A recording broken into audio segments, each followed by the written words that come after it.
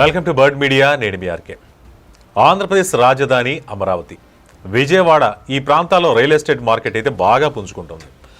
దీనికి national real estate development council central zone ఆధ్వర్యంలో ఇప్పుడు 11వ అమరావతి ప్రాపర్టీ ఫెస్టివల్ కూడా ఏర్పాట్లు జరుగుతున్నాయి.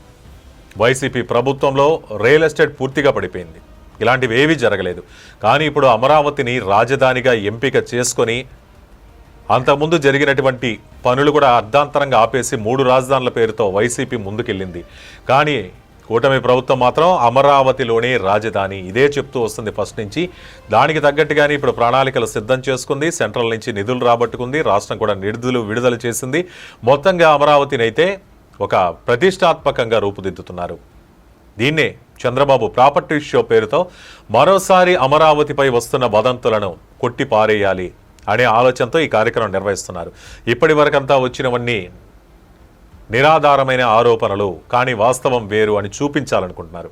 ప్రతిపక్ష పార్టీలు అయితే అమరావతిపై చాలా కుట్రలు చేస్తోందట, వదంతులు వ్యాప్తి చేస్తోంది. అంటే ఇప్పుడు కురిసిన వర్షాలకు అమరావతి పూర్తిగా మునిగిపోయిందన్నారు. అయితే ఇప్పుడు మాట్లాడుకోవాల్సింది, ఈ వర్షాలు గతంతో పోలిస్తే ఈసారి కొంచెం ఎక్కువగా పడ్డాయి. ఆ ఎక్కువగా పడడం వల్ల ఒకటి గమనించాలి, ఇప్పుడు అమరావతి నిర్మాణ దశలో ఉంది, ఏం పూర్తిగా కంప్లీట్ కాలేదు. కంప్లీట్ కానప్పుడు వర్షం పడినప్పుడు చిన్న చిన్న గుంతలు ఉంటాయి, ఎత్తుపల్లాలు ఉంటాయి, వీటిల్లో కొంచెం నీళ్ళు అనేది నిల్వ ఉంటుంది. అంటే అక్కడ రోడ్లు కానీ అవి ఇవి పూర్తి స్థాయిలో కాలేదు కదా, కాలేనప్పుడు అక్కడక్కడ ఉంటాయి. వాటిని ఫోటోలు తీసి భూతద్దంలో చూపించి ఇక్కడ చెరువును తలపిస్తుంది అది ఇదంటూ చెప్పారు. కానీ అవన్నీ ఒట్టి మాటలని చూపించే ఆలోచనలు చేస్తున్నారు. వారి దుర్మార్గపు ఆలోచనలు ఇవి అంటున్నారు కూటమి నాయకులు. హైదరాబాద్తో కూడా పోలుస్తున్నారు. హైదరాబాద్తో పోల్చి చూస్తే హైదరాబాద్లో ఒక ఫ్లాట్ కొంటే 1కి 4 రెట్లు సంపాదించుకోవచ్చు. ఇక్కడ కొంటే చెరువులో పడ్డట్టే ఈ అమరావతి ఎప్పటికైనా మునిగిపోతుంది అంటూ కొన్ని వదంతులు వ్యాప్తి చేసి అమరావతి నిర్మాణాన్ని కానీ అభివృద్ధిని కానీ అడ్డుకునే ప్రయత్నం చేస్తున్నారు. ఇక్కడ చురకలు అంటిస్తున్నారు కూటమి నాయకులు. అంత లేదు, ఇక్కడ కావాలంటే ఒకసారి వచ్చి చూడండి, రేపు ఆ ప్రాపర్టీ షో జరుగుతుంది కదా, అక్కడికి వచ్చి చూస్తే తెలుస్తుంది మీకు. అందుకే ఇప్పుడు ఈ ఫెస్టివ్ ద్వారా అందరి చూపు అమరావతిపై పడే ఏర్పాట్లు చేస్తున్నారు సీఎం చంద్రబాబు.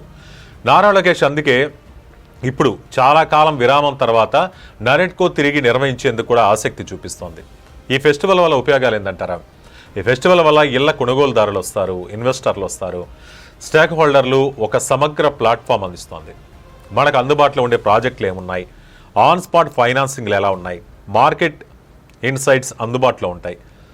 ఆంధ్రప్రదేశ్ ప్రభుత్వం ఇటీవల రియల్ ఎస్టేట్ రంగం కోసం చాలా కార్యక్రమాలు ప్రకటించింది, అనేక సంస్కరణలు కూడా అమలు చేసింది. వీటిలో ముఖ్యంగా నాలా యాక్ట్ రద్దు, నిర్మాణ నిబంధనల సరళీకరణ, భవనాలకు 5 నిమిషాల్లోనే అనుమతులు, ఇవన్నీ కూడా రియల్ ఎస్టేట్ సెంటిమెంట్ని మెరుగుపరుస్తున్నాయి.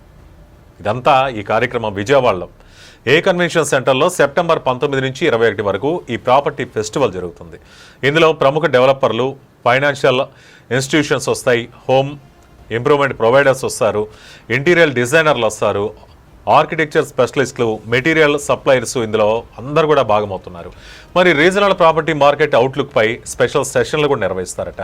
డెవలపర్లతో డైరెక్ట్ ఇంటరాక్షన్ ఉంటుంది, ఇన్సైడ్ బుకింగ్స్ ఉంటాయి, ప్రీ అప్రూవల్స్ ఉంటాయి. ఇలాంటి ప్రాపర్టీ ఫెస్టివల్స్ ద్వారా అన్ని ప్రాజెక్టుల సమాచారం ఒక్క చోటే లభిస్తుంది. దీన్ని అందరూ ఉపయోగించుకోవాలి. వెంటనే కొనుగోలు చేయగలిగే ఇళ్ల గురించి తెలుస్తుంది. ఇలాంటివన్నీ రియల్ భూమిని పెంచుతాయి. మరి ఇలాంటి కార్యక్రమాల ద్వారా అమరావతిని మరో స్థాయికి తీసుకెళ్లేందుకు ప్రయత్నిస్తున్నారు చంద్రబాబు. ఎవరెన్ని చెప్పినా ఏం చేసినా అమరావతి అభివృద్ధిని అడ్డుకోలేరు. అమరావతి ప్రపంచ స్థాయిలో ముందుకెళ్తుంది. ప్రతి రాష్ట్రం కూడా ఒక రాజధాని అంటే ఈ విధంగా ఉండాలి అనే విధంగా వెళ్తుంది. కానీ మీరు చెప్పినట్టుగా ఇక్కడ చెరువులు లేవు, అమరావతి మునిగిపోవడం లేదు, ఇంకోటి లేదు. వీటన్నిటికీ చెక్ పెట్టే ప్రయత్నమే ఈ షో అని చంద్రబాబు నాయుడు మరోసారి కూడా నిరూపించాలనుకుంటున్నారు. సో ఈ విషయంపై మీ అభిప్రాయాలు కామెంట్ రూపంలో తెలియజేయండి. చూస్తూనే ఉండండి బర్డ్ మీడియా.